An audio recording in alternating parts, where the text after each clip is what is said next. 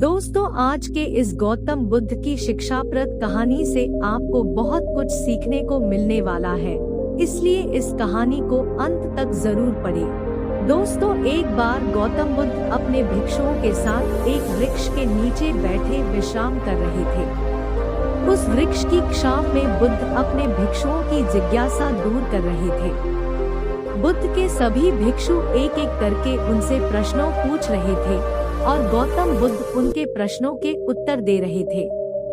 बुद्ध के उन भिक्षुओं में कुछ भिक्षु ऐसे भी थे जो कुछ समय पहले ही संघ से जुड़े हुए थे, जिसके कारण अभी उनके भीतर वह समझ पैदा नहीं हुई थी जो गौतम बुद्ध के प्रवचनों को समझ सके। गर्मियों का समय था, सूरज अपने चरम पर था और चारों तरफ धूप ही धूप थी। लेकिन उस वृक्ष के कारण बुद्ध और उनके सभी भिक्षु आराम से छांव में बैठे हुए थे।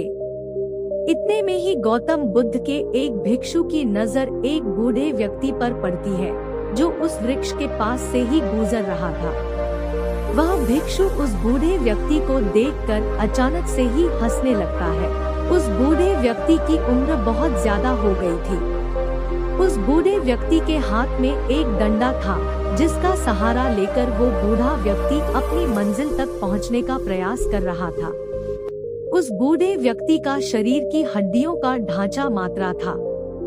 भिक्षुओं, कृपा कर हंसो मत, क्योंकि जिस व्यक्ति को देखकर तुम अभी हंस रहे हो वो कोई साधारण व्यक्ति नहीं है, बल्कि वह व्यक्ति इसी क्षण तुम्हारे जीवन को रूपांतरित करने की क्षमता रखता है। जो आज तक मैं तुम्हें सिखा नहीं पाया, वह यह बूढ़ा व्यक्ति तुम्हें सिखा रहा है। इसके द्वारा दी गई सीख को स्वीकार न करो। बुद्ध की ये बात सुनकर वह भिक्षु बुद्ध से कहता है कि मुझे क्षमा करे बुद्ध, पर मुझे ये समझ नहीं आ रहा है कि जो एक बूढ़ा व्यक्ति जो खुद अपने शरीर और अपनी बीमारियों से लाचार है, वो मुझे क्या सिखा सकता है। फिर बुद्ध उस भिक्षु को कहते हैं कि ये बूढ़ा व्यक्ति तुम्हें तुम्हारा भविष्य दिखा रहा है। जिस बुढ़ापे को और लाचारों को देखकर तुम अभी हंस रहे हो, वो बुढ़ापा और लाचारी तुम्हारे जीवन में भी आने वाली है।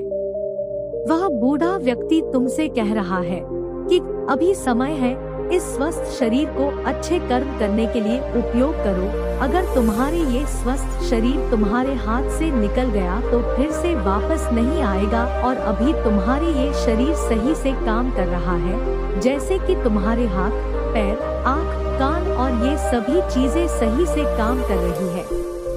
क्या यह छोटी बात, क्या तुम इसे मामूली सी बात समझ रहे हो? यह घटना कोई साधारण घटना नहीं थी जो अभी तुम्हारे साथ घटी, और ये घटना तुम्हारे जीवन को बदलने की क्षमता रखती है। ठीक इसी तरह की घटना ने मेरा जीवन बदला था, और इस तरह की घटना के कारण ही मैं आज बुद्ध हूँ। फिर वह भिक्षु बुद्ध से कहता है कि क्षमा करे बुद्ध, परंतु मेरे मन में यह विचार ही नहीं आया कि मैं उस बूढ़े व्यक्ति से कुछ सीख सकता हूँ। उसे देखकर केवल मुझे हंसी आ गई। ऐसा इसलिए हुआ क्योंकि तुम्हें अपने भीतर कहीं न कहीं लगता है कि जिस स्थिति में आज वो बूढ़ा व्यक्ति है, उस स्थिति में तुम कभी नहीं आओगे। जिस बूढ़ापे का और लाचारी का सामना आज वो बूढ़ा व्यक्ति कर रहा है, तुम्हें लगता है कि उसका सामना तुम कभी नहीं करोगे, इसलिए तुम उस बूढ़े व्यक्ति को देखकर हंस पाए। तुमने सच्चाई को नजरअंदाज कर दिया। अगर तुम सच्चाई को देख लेते तो चाहकर भी अपने आँखों के आंसुओं को रोक नहीं पाते, परंतु तुमने सत्य को अनदेखा कर दिया। अगर तुम बहुत बड़ी संभावना से चूक गए। बुद्ध की ये बात सुनकर वो भिक्षु बुद्ध से क्षमा मांगता है और ये निश्चय करता है कि वह अपने स्वास्थ्य का उपयोग अपने अहंकार को बढ़ाने में नहीं, बल्कि परम सत्य को पाने में करेगा।